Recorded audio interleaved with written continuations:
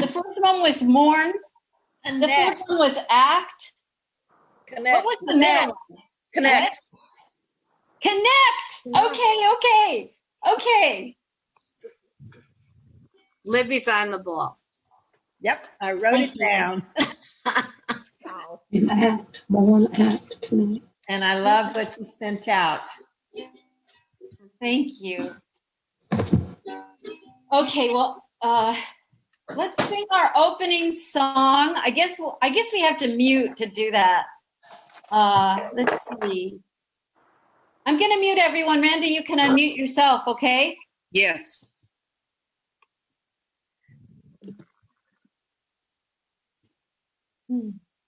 Okay. Oh, yeah. Woke up this morning with my mind stayed on freedom.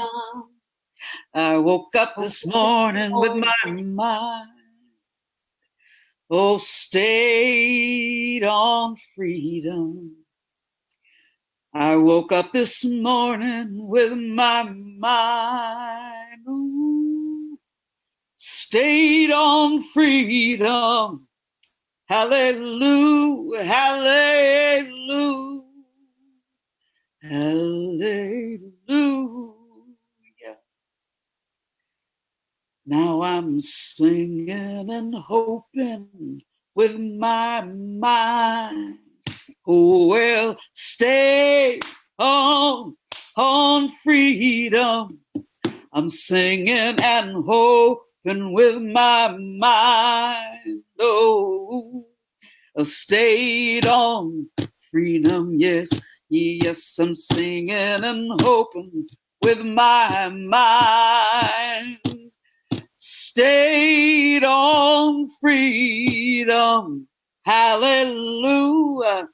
Hallelujah, hallelujah.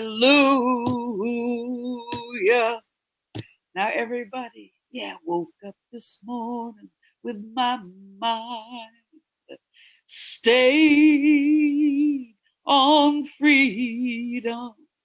I woke up this morning with my mind, just stayed on freedom. I woke up this morning with my mind, stayed on freedom, stayed on freedom. No matter what they do, I'm just stayed on freedom. Hallelujah, hallelujah. Hallelujah.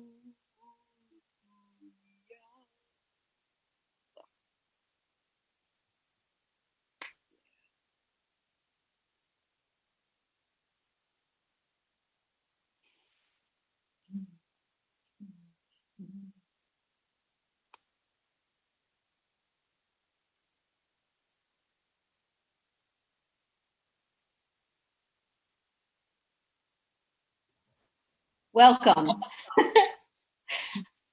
Welcome everyone to Tuesdays with Tillis, week number 172. We are a community of nonviolent resistance. Is it 173? Well, anyway, it's way up there. We've been meeting 173. Thank you. We've been meeting every week as a community of nonviolent resistance. One thing I want to just say up ahead of time that I always forget to say is that Gary Pierce is here and he is putting us on his podcast, but also on Facebook Live. So one thing that I think we ought to all say ahead of time is if there's anything that you don't want to have be broadcasted, we can ask Gary to talk about something else. So please raise your hand if at any point you want to say something just to us. Does that make sense to you? Nod your head. Okay. Gary's been really wonderful to work with, and I really welcome him, and I welcome everyone who's never been to a Tuesdays with Tillis before. Just a couple of slow, deep breaths. I feel better already seeing everyone. And I think what I'd like to do next is just mute myself. And after you let yourself keep settling for a moment, just feel free to speak up about anything that you want to make sure that we talk about today or do today.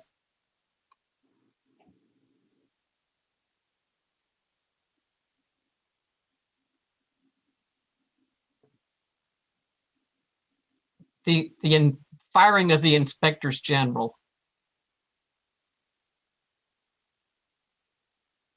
The war on Social Security and Medicare.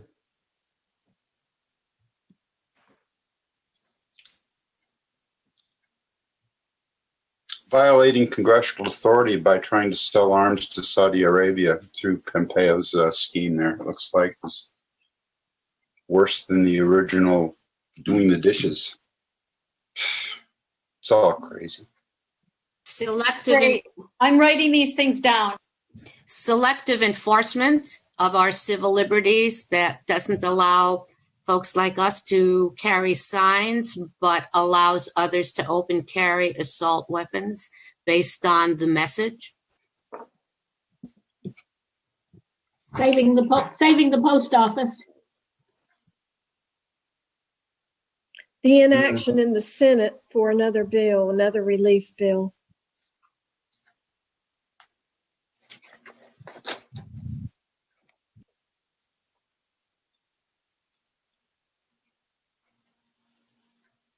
The project that Elena's been working on.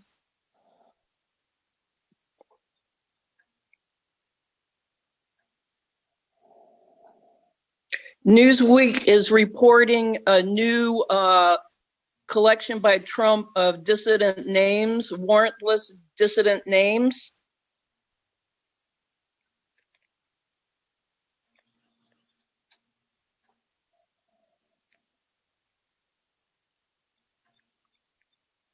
Corona in the prisons.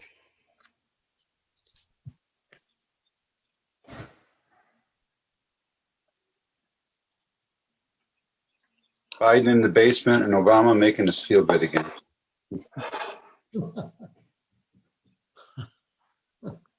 You're muted, Karen.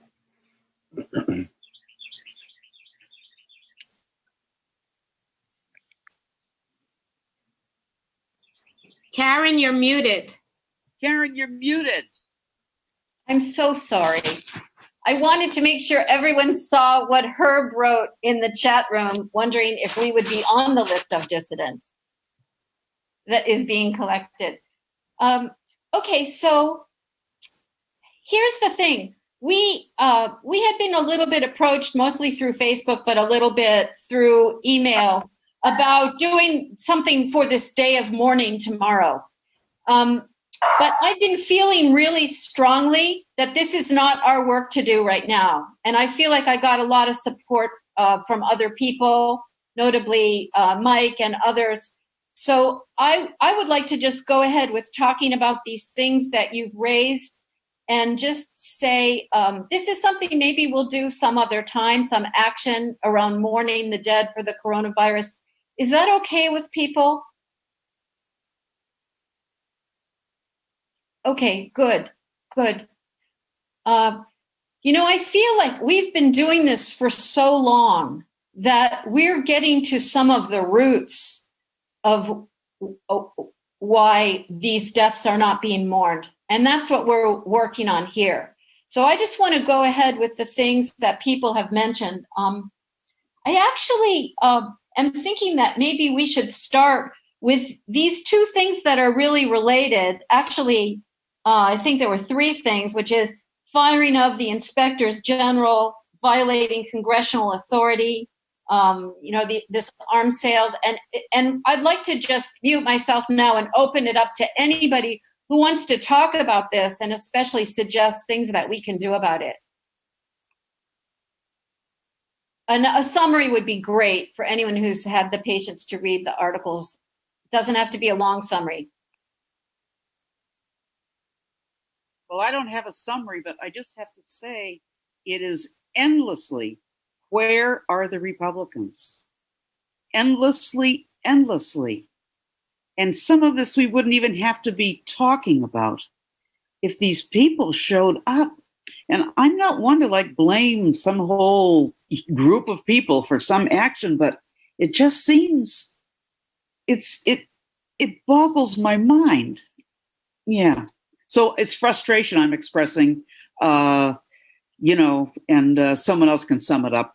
You know, I know it a little bit, but that's for someone else. But I think you're onto an action item, which is I do think that we need to just keep pressuring these GOP senators to join. You know, who's the Utah GOP senator? Romney, to join Romney, who has spoken up. And Mike Lee, who's also from Utah and has been fairly vocal. Kind of like Obama's tweet last week, I thought really kind of summed up the action we all need to take. He sent a one-word tweet: vote. That's really what it's going to come down to. We need to vote these guys out.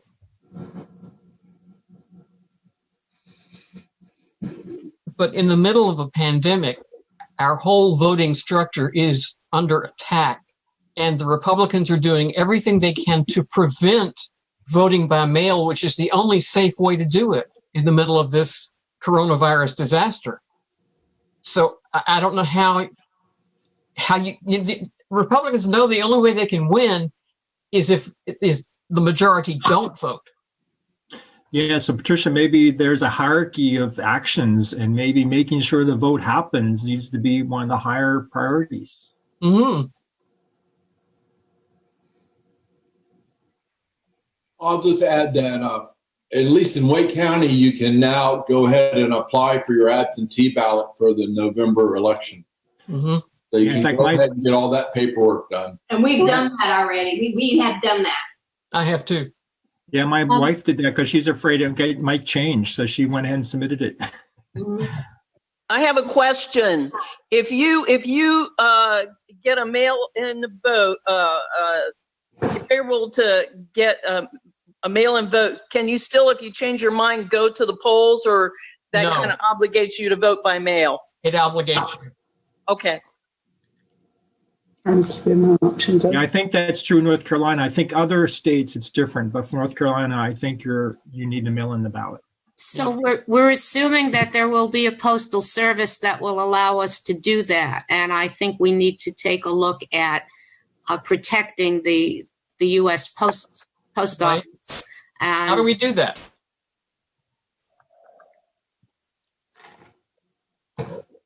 It seems that demands go unheeded in the current structure.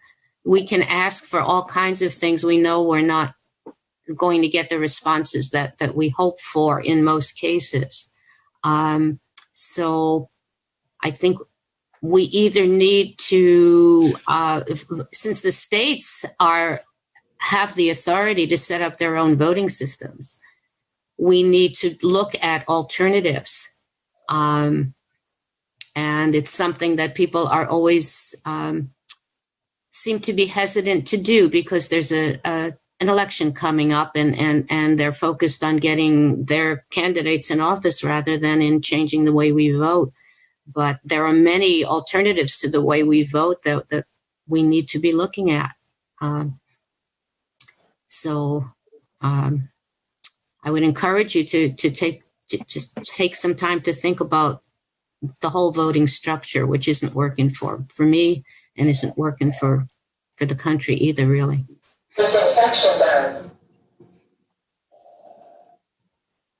I didn't hear that.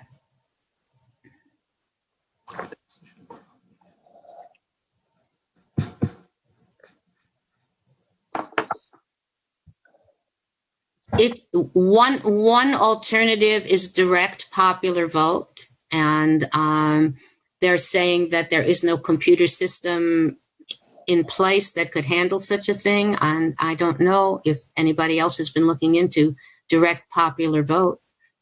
which would eliminate the Electoral College. Not as long as Trump is president, and the Electoral College serves him really well. And we are not in a normal place right now. And I hate to quote Joseph Stalin and make it apply to us, but it is not who votes that counts. It's who counts the votes.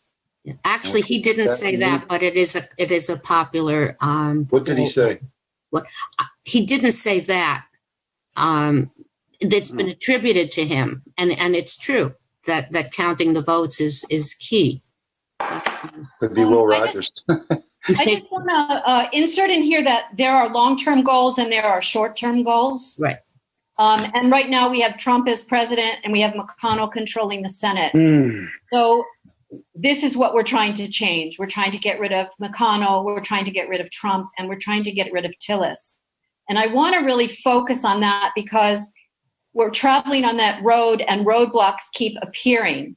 And the replacement of the Postal Service guy and the unwillingness to fund the Postal Service is a really big obstacle. So I understand that in this bill that was passed by the House last week, funding of the Postal Service is in that bill. And I think if there is enough public pressure, we could get that Senate bill passed. What do y'all think about that? I think that's a good idea. I think the other thing that's whether this works or not, I know MoveOn's got a petition about the post office. Yeah. And that might be another way to get some public pressure on things. Can I just say one thing that Tillis had a canned response on the post office on why it wasn't not working, but it was very different from the history that the Washington Post provided. So I'm happy to say I'm shocked. In for the group to use in an argument back to Tillis. We have another problem here in North Carolina. His name is Phil Berger. Talk about that. Talk about that, Mike. He's not interested in any other ways of voting. He probably won't even bring up a vote to only have one witness. I'm just my opinion, but he doesn't want to make it easier either.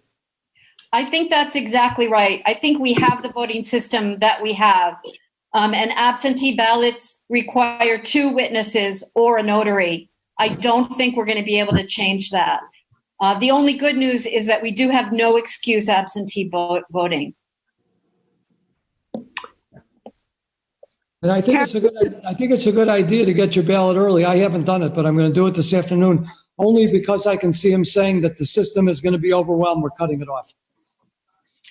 They won't go out until September, no matter when we put in our request. I think, well, I don't know. Is it first come, first serve?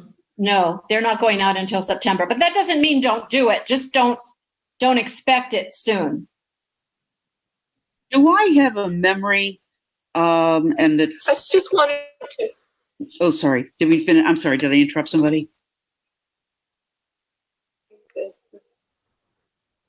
Go ahead, Randall. Okay. All right. Do I have a memory? And I don't know if it was the Kennedy election. I don't know what it was, but it's some election where somebody really was able to pull out of nowhere the concept that absentee ballots didn't matter. Does anybody have any historical memory where that happened? They might have been ballots from Europe, for all I know. No, I think I mentioned it on a former call that absentee ballots don't always get counted. Right. Sometimes that's because if you remember in the 2004 election, I think it was, when Kerry capitulated, and so all the absentee ballots and others were never counted, and the yeah, it depends. They often find absentee ballots stored away in closets that never were counted, and so on. There is no guarantee that they will be counted. Depends. In Durham County, the way they used to handle it the only time they didn't get counted was if the election was decisive. But if it was needed, everything got counted if the election was close.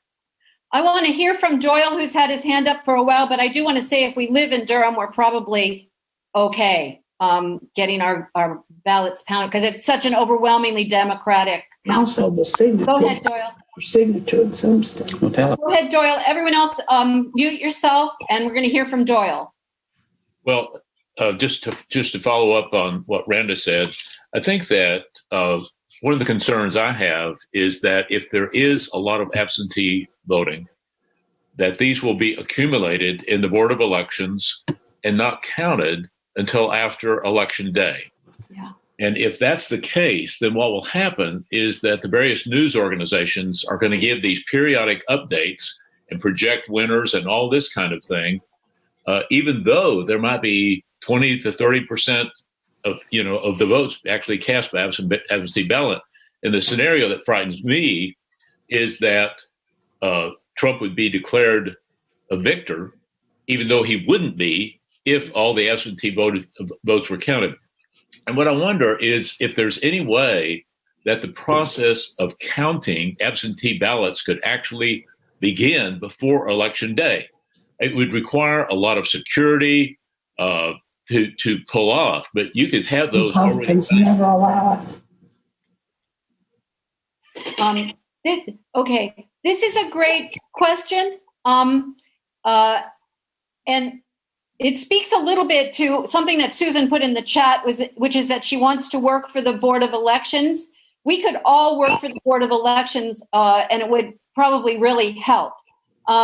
Okay, somebody, and I don't know who this is, 520-678-4100. Hi, yeah, Go hi, ahead. it's Maple. Hi, that's my number. How you guys? Hi, Maple, go ahead. Yeah, I used to work for Postal, but yeah, I think they might have been thinking provisional ballots are like almost total garbage. They don't really count those. I'm just saying those are always a bad idea.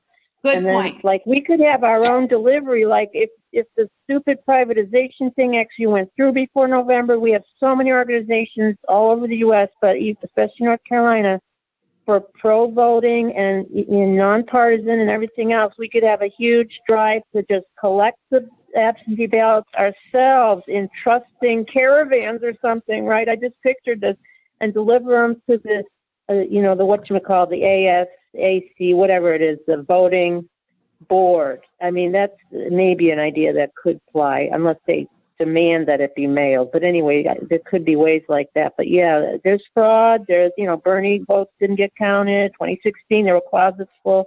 But I think some of them were the provisional votes. And the DNC local levels are corrupt in many states. It's bad. So it's all been bad for quite a while, and this is just the icing on the cake. So it's definitely an issue. Thank you. Thank you, Maple. Mark?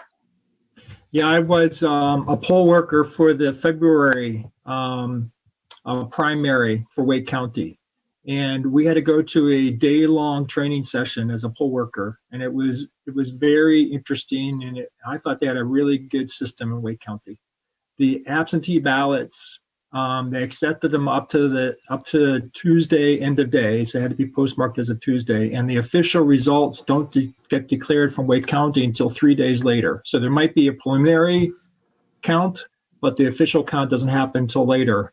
And so, people might, I can't guarantee that nothing's stuck in a closet and not counted, but they gave the impression they really tried to do a due diligence and making sure that all that stuff was counted.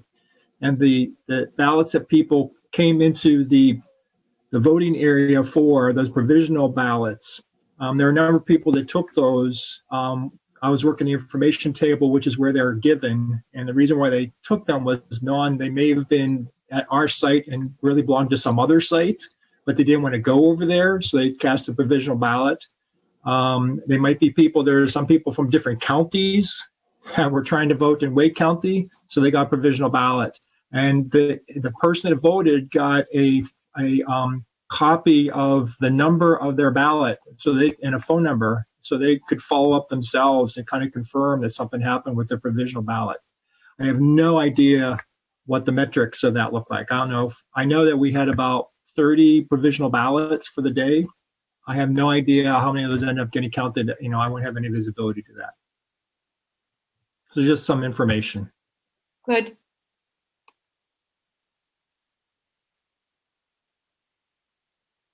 You're on mute.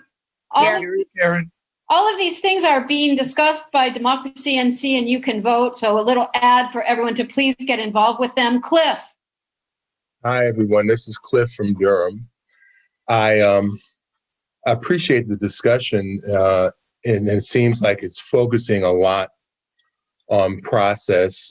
That's to say, looking at all the different ways that we can submit these absentee ballots and so on. I get concerned if someone else mentioned the idea that, the postal system is being undermined as we speak.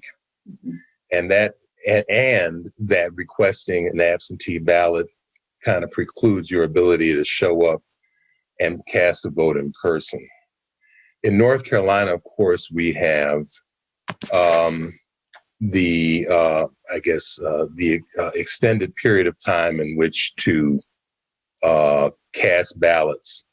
And I would like to just have us also consider an alternative to a lot of the process kind of things that we're talking about, and just really think about if it's possible to amplify the turnout that we might be able to get for folks who are resisting the Trump and Tillis agenda.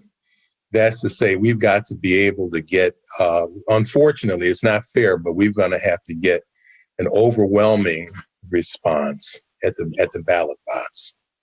And I think that if we can focus on getting voter registration and education together, that's something that is within our control, more so than these attempts to corrupt the Postal Service and other processes that are under assault. So that's what I would like to see, is have us really focus on how can we engage in voter registration and education. So how can we, Democracy NC and You Can Vote, what are other ways that we can ramp up voter registration and participation?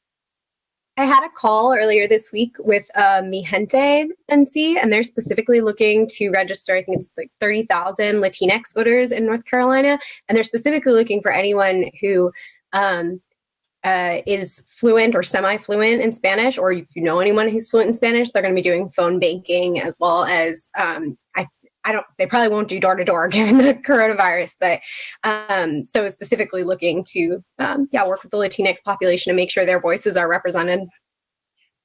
Emily, please, can you write their name in the chat box? Oh, yes. Yeah. What else? What other organizations? Durham for All is doing a great, wonderful. They're going to be out there canvassing on the phone.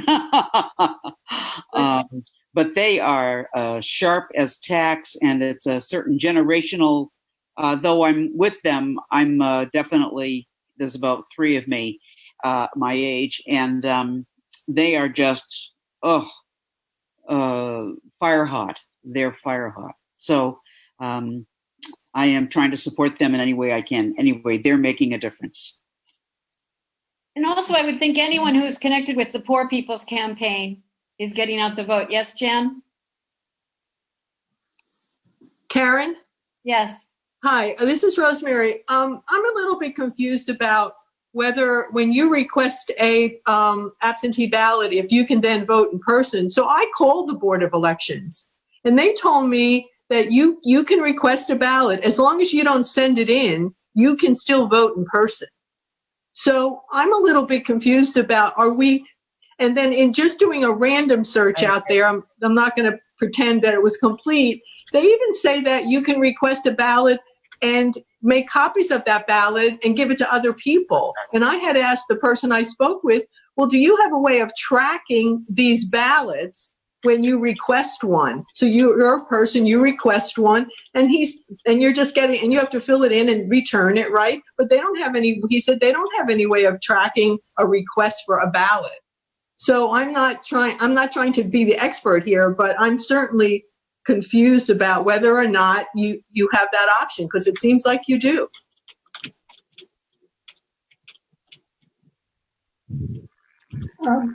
I see. Julie, I can't hear you, and you're unmuted. Okay. Since I've always voted by absentee, I've gone online, and you can actually go online to see when they sent your ballot, and then after you send it in to vote, you can go to see that as well. So, yeah, so you can check it. I've actually been very impressed with North Carolina, because one year mine arrived a day late, and I got a call from the Board of Elections telling me the reason I would not get the ballot was because it did arrive a day late. And that was the only time that happened. I always allowed more time, but I've been really impressed with compared to New York. I'm told that our system is quite efficient in that way. And you can go online to check when the ballot was sent, and you can go to see when they get it back. So that's available. Well, I guess for myself, what I'm going to do is I'm going to reach back and talk to them again and see if they can also point me to a specific place that's online, that it's written down. So, I for one can understand, because he seemed, this is the feedback I got. So I guess I can't really amplify that anymore. So North Carolina Board of Elections, all the rules are written down. No, NCBOE. Yeah, no, I realized that. I was going to ask him to give me a pointer of where, rather than having me go through it all. But either way, I'm going to look for it in writing. That's great, and we'll clarify the exact procedure. I think Jan's point in the chat is true. It is a very cumbersome process, and it makes a lot of sense to me to just generally try to get a lot of people registered and get out the vote, instead of just trying to make everybody vote absentee. Yeah, Lori, you're muted. Okay, I just learned or was reminded that this year you can register online, where you couldn't do that before. You had to do it on paper and send it in. But this if you have a driver's license. Yeah. But I'm thinking about young people who can drive but have been, resistant to register, and somehow this might be another way to reach young voters, young potential voters, is to remind them you can do it online and encourage them to do so. That's so great. And I just remembered too that you can register and vote on the same day if you early vote. Yeah. So I think pushing everyone to early vote is even better than pushing everyone to do mail-in ballot. Karen, I looked through the all the statutes. I just scanned them real quickly. It's very extensive, so I couldn't get through the whole thing. I didn't see anything that referred to not being able to vote in person after you have after you sent for a mail-in ballot. What I did find was that you could not revoke a mail-in ballot after you've mailed it in or taken it in. But I didn't find any language. Now, there's a lot there, and I couldn't read it all, but I didn't find any language telling me that you couldn't vote in person just because you requested one. Thanks, Gary. I bet that's where the confusion comes in. Okay, Mark, soon we're going to move on to the Inspector Generals. Go ahead, Mark. Yeah, real quick, I posted a link to the Wake County Board of Elections FAQ on absentee ballots. So there's all kinds of questions and answers. If you page through that, I think it'll get your answer for you. Good. Jeff? Well, I want to clarify something. So there's a way to bring in an absentee ballot as opposed to mailing it in? To the Board of Elections, yes. Okay. It reminded me, having traveled a lot, Oregon has a system where there are mailbox kind of things that all of their absentee ballots go into. So that's one of those down the road kind of things that might be kept in mind. Okay. Okay. Deep breath. Thank you all. Yes. Karen, I wanted to say something real quick. Ricardo. I can see the huge voter turnout, and I think it's great if we can mail in our ballot so we can have our votes counted and we don't have to risk getting sick, right? It's a win-win. I can see Trump and the Republicans, as usual, being liars and hypocrites and saying, well, all this voter fraud, when how quickly they forget that District 9 here in North Carolina had a ton of election fraud. So we need to make sure that we push back hard and remind them of the election fraud that can happen from their party as well. Right. Good. Yeah, Good. I volunteered in District 9 during that election. And, I think we just should, like he said, like Geraldo said, I think we should just bring this up again and again. Anytime anybody mentions voter fraud, the only voter fraud we remember in recent years occurred on behalf of the Republican Party. Yes. Thank you. Okay. Emily, can you talk to us quick before we move on to the Inspector General? Because you're with us and you're not always with us, can you tell us a few words about, because you work in the prisons, the virus in the prisons in North Carolina? Yeah, I mean, I'm obviously not in the prisons right now. I'm working from home. I'm in a research position, but we get daily briefings, and essentially there's just been not nearly enough testing, like not even close. I think it's something like 4% or something like that of offenders have actually had a chance to receive a COVID test, and they're in extremely close quarters and having kind of bare minimal PPE. And it's just a breeding ground for the virus. And these are human beings who are just not receiving the protections that they need during a global pandemic. And frankly, it's infuriating. And yeah, it's really insane also that the number of positive tests from the very few tests that have been done is astounding. I don't know if I'm actually allowed to share what I get privately, so I want to be careful for job, but it's a lot. And there are the prisons all over the state are on red lockdown. So that also means that these offenders have not been receiving visitors. They have not been allowed out of their cells to do group therapy and activities. I work with the mental health population. So they've just been in their cells 24 hours a day. And it's just astounding. And I think this is a population that is overlooked and not given attention and care.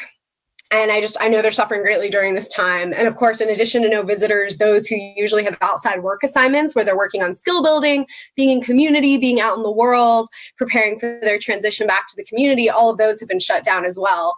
And so there's a reason that in Italy there were prison riots. And I think we're too militaristic over here for that to actually happen. But, it's an issue and it's not really being given a ton of media attention. And so I just wanted to share it's been very present with me, and I don't have a lot of clarity about the best way to take action except just keep doing my job. But right. Yeah. Right.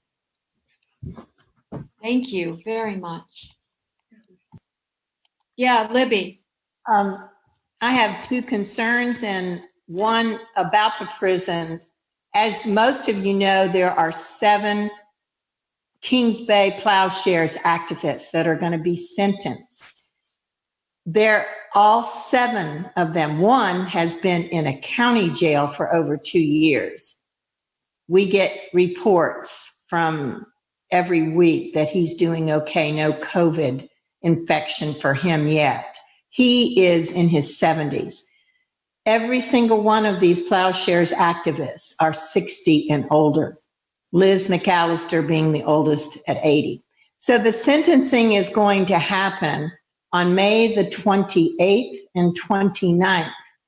They don't know if it's going to be by videotaping, if this judge is going to do it all together. So an action item, and I will find out exactly some of the messaging, but I think these Plowshares activists would welcome people writing to the judge about not putting in prison people that are radical Catholic workers that work for the poor, that have actually revealed all of these nuclear weapons that are on the east coast of our country, waiting on trigger alert to unveil killing of the entire planet, because that's how much nuclear weapon force they have.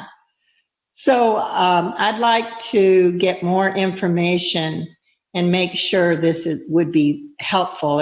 And we do have calls every week about what could be done.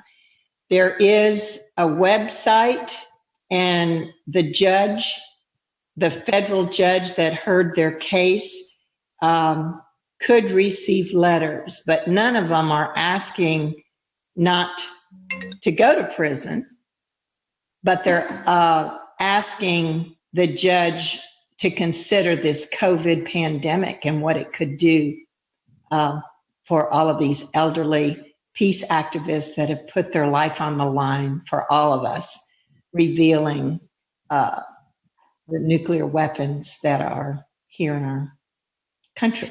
Thank you. And I think this is also a real moment to be talking about incarceration in this country and who gets incarcerated and why. Poor people, the prisons have become our homeless shelters. Mentally ill people, the prisons have become our insane asylums, and overwhelmingly people of color. And if you haven't seen Netflix 13, the 13th, it's about the 13th Amendment and how people are being used literally as slaves for corporations who are incarcerated. This just seems like a really good moment because of COVID-19 to raise our voices about that. And much as I think we could publicize ways to get out the vote and register people to vote, this might be a really good time to publicize advocacy and de-incarceration movements. So if people have ideas about that, please send it to me and I will try to help get that information out. Yeah, Julie. Oh, I'm just going to say, in response to Libby, I don't know about writing to the judge, but I've been in touch with Stephen Kelly, and they can only use the postcards. So I keep a supply of postcards, and he responded to me promptly, which is pretty unbelievable. Well, not unbelievable, but I was just so impressed that he takes the time to respond back, from prison. And so I attended the last webinar that they had. So he's asked specifically for no special attention. He didn't want to be, he's not asking at that point, at this earlier. I'm not sure if he's changed his mind now, but at one time he didn't want any special treatment. But he does like receiving mail. So I have a supply of postcards, and I heard back from him recently. So I'm waiting anxiously for the hearing. So I just thought I would pass that along. Thank you, Julie. Pat. The request for letters to the judge in support of those folks was some months back and had a deadline. So I'm not sure writing at this point would be helpful. Okay. Can we need, okay. Libby, I can't hear you and we need to move on in a minute. You can go ahead and write. We have calls every Thursday here. My husband is on the national support team, and we do need those letters there. So the deadline, forget that. Judge Lisa. Okay. I'm sorry, but I really want to be able to talk a little bit about the inspector generals, the bombings in Yemen, the arms sales to Saudi Arabia. Because it seems to me like this is something that we need to be calling our senators about. So whoever brought that up, can you say something to us about that? I just have a great concern that Trump is firing anyone who investigates wrongdoing in his administration. Right. And that he's getting away with doing that. Right. Yeah. I'd like to tie in the whole, as much as I appreciate Richard Burr getting busted for his insider trading, him getting kicked off the Senate Intelligence Committee is also part of this. It's also part of Trump getting rid of the people who are saying things that he doesn't like about him. Thank you. Thank you.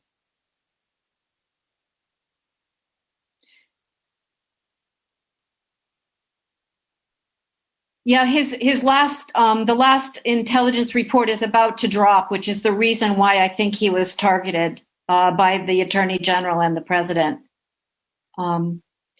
He's staying on the committee. I do keep calling his office but one thing that worries me a little bit is they could send him to prison for insider trading if he says the wrong thing in the intelligence report. That's how deep this shit is. But Karen, he did do insider trading.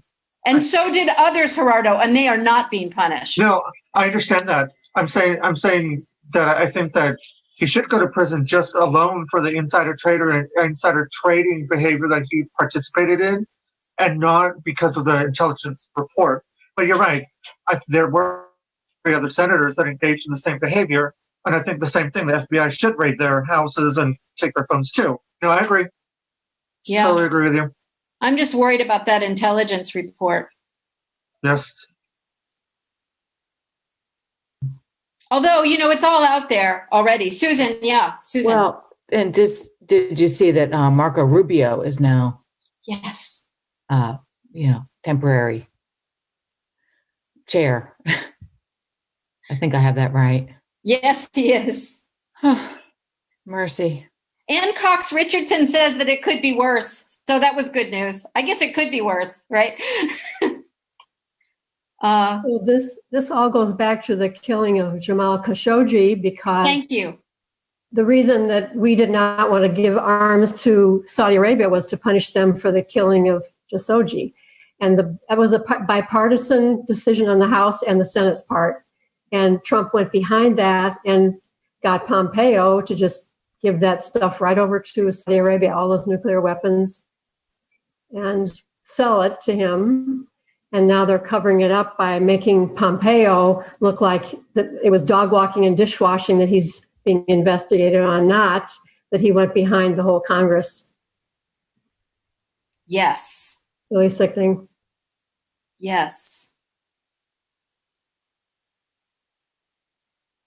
But I think that if this stays in front of the press, I really bet Trump will drop Pompeo, because Pompeo's going to give him up. That's what I think. But I'm not sure they're going to be able to keep it in front of the press. But no way is Trump going to admit any involvement in Pompeo. He's not as bright as some of these other really, really manipulative, evil people. He's evil, but he's just not that bright. So I don't know. He may go down with this. That's what I'm thinking. And of course, his wife doing the dishes. He just couldn't. Oh, you better say what you're talking about. That Rands, about the wife doing the dishes. Oh, there was just a quote that about the Pompeo thing. Trump tweeted that it was fine for Pompeo to use government employees to wash the dishes if his wife wasn't available. I'm not kidding. And his son. His wife or his son weren't available. No problem, the government worker. He's got to go down. He's got to go down. Maybe all lower level government employees are now known as slaves. Yeah. Yeah, we're going to have to laugh about some of this so we don't cry all the time. But they're just so desperate. You can see their desperation, and they haven't won yet.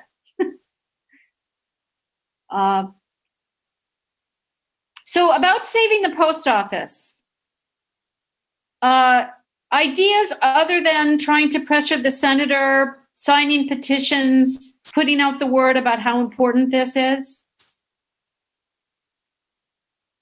Buy a roll of stamps. That's a good idea. Yeah. Okay. Okay, good. Yeah. Yeah, John Oliver is doing a thing where he's selling silly stamps right now. And all of it's being donated. Basically, all the profits from it are being donated to the post office as part of it. So it's paying the stamps as well as paying the overhead for it is all going to the post office. Okay, great. And we have Gwen Eiffel stamps now that you can send for.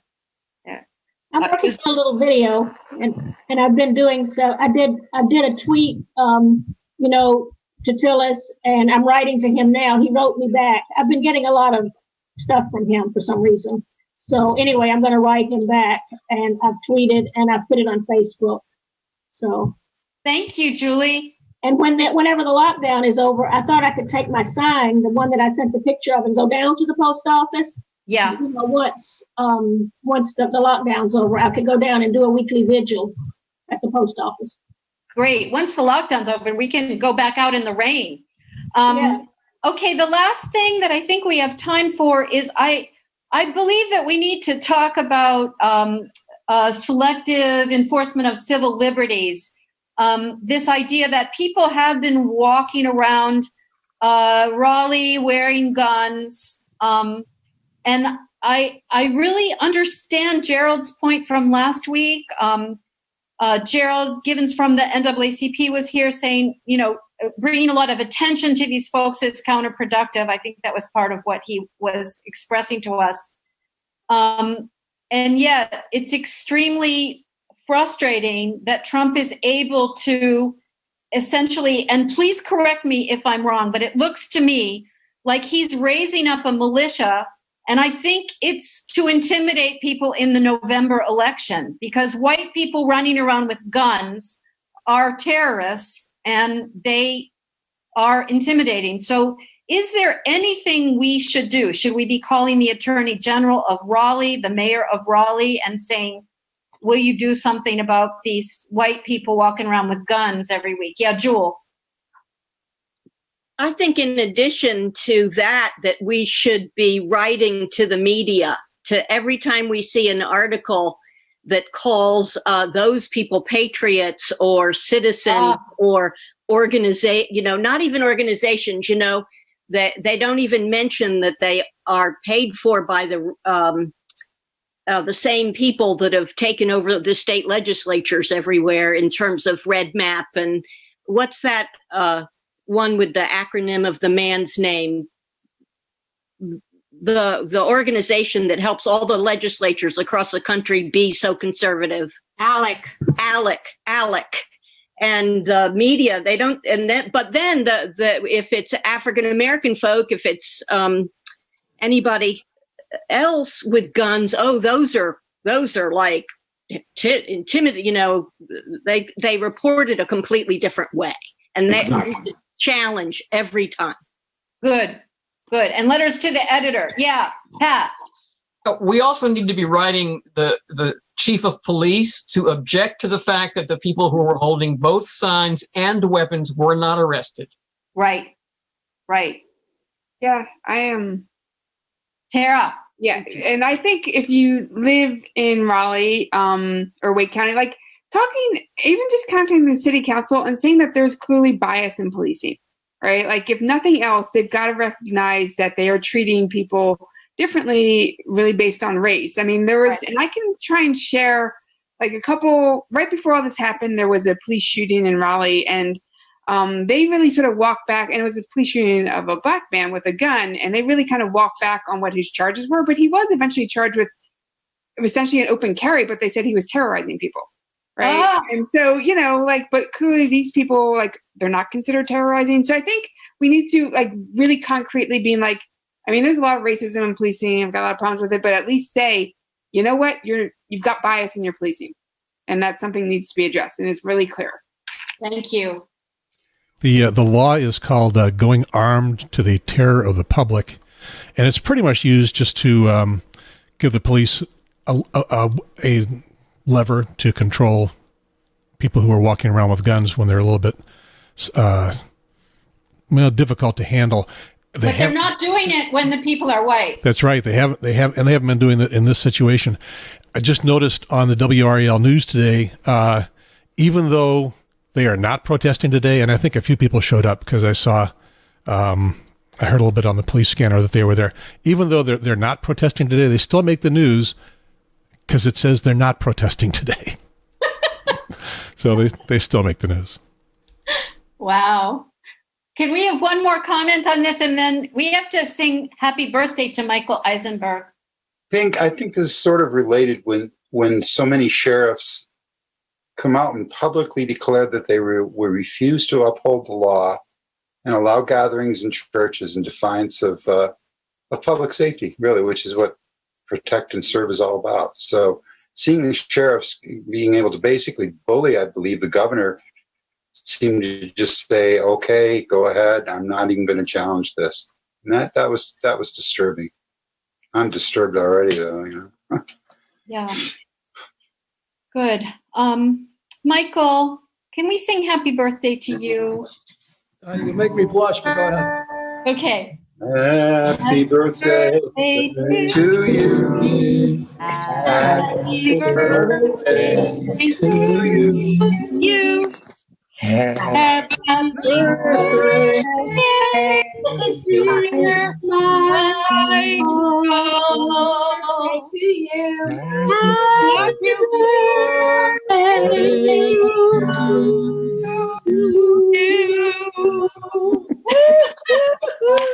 I had a cake. I blow out the candles. Thank you very much. I took 10 minutes off. My family came over on my birthday, so it was a night. They made my day feel real again. And I told them I wish I could give you all a hug, and I wish I could give everyone there a hug as well. And maybe one day we can do that again. Thank you. I appreciate it. We love you, Michael. But all right, how do you clap? Candles. Thank you. I love every one of you too. Birthday. Oh, look at that.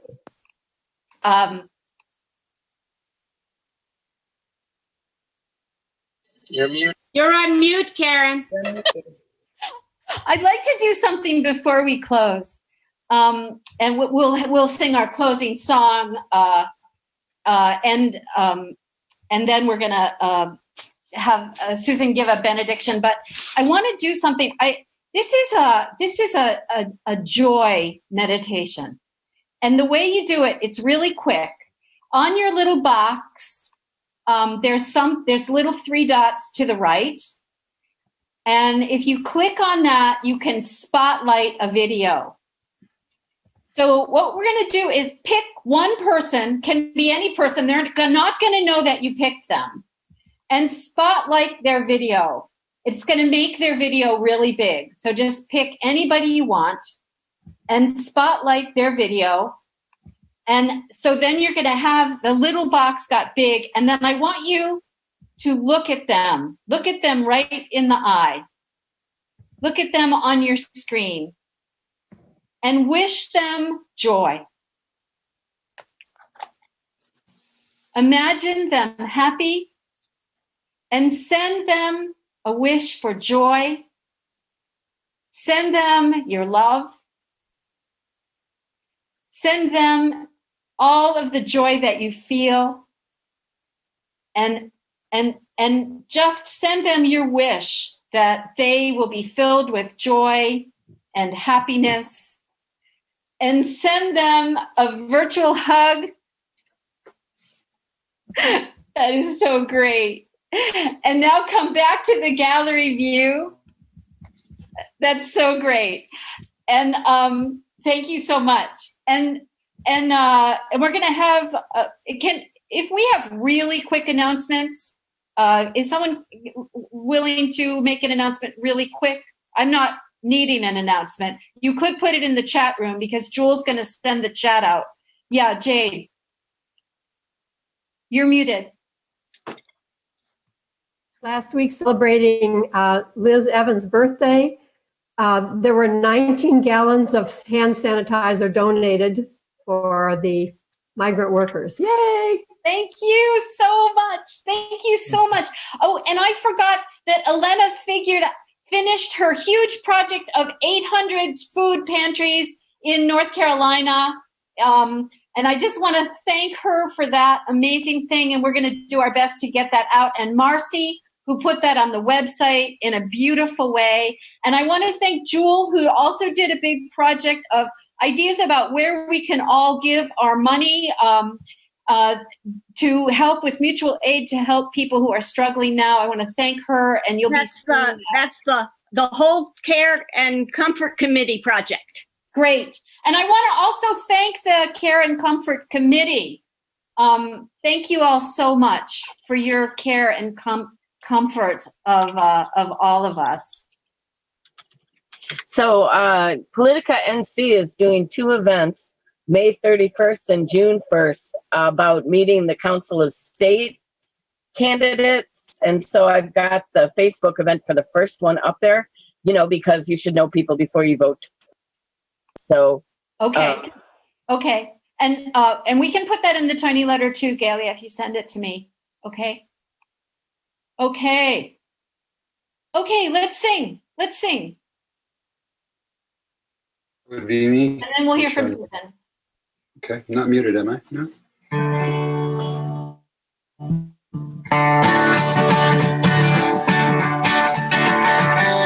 If you don't like who's in there, vote them out. It's what election day is all about. That superpower we've got is called ballot box. If you don't like who's in there, vote them out. Vote them out. Yeah, vote them out. When they're gone, we'll sing and dance and shout. We'll bring some great ones in. We'll find us so again. If you don't like who's in there, vote them out.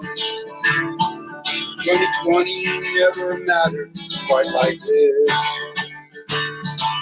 Senior is a swamp that serves the rich. That's in the graph and lies. The White House sanitized. That nasty virus Trump rolled it out. Vote him out. Yeah, vote him out.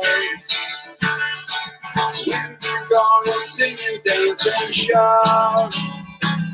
We'll bring some great ones in and they'll find us home again. And if you don't like who's in there, vote them out. We're praying hard that Trump and stay well, or else the country's sure to go to hell. Imagine if they get sick, we'll turn communist right quick, 'cause Comrade Nancy's next, you can never tell. Vote him out, yeah, vote him out. I want to hold your hand, yeah, we'll twist and shout. We'll bring some great ones in, yeah, again. And if you don't like who's in there, vote him out. And if you don't like who's in there, vote him out.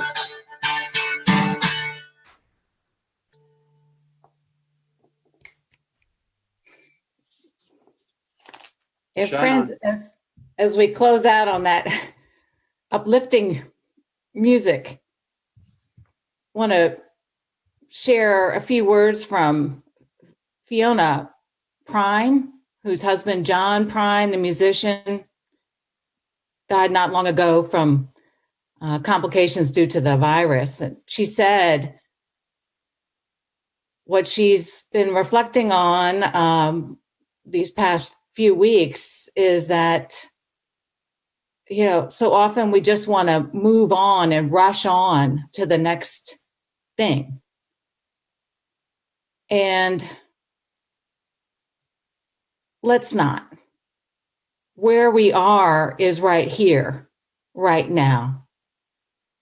No need to rush on from this moment right now, but just pause. Let all that has been said and shared, the ideas, the inspiration, the heartbreak, the moment of joy, let that sink in and settle in. because we are all weather protesters. Now's the time to be bold, to be brave, to be relentless, to let your light shine no matter the weather. So, friends, shine on. Shine on.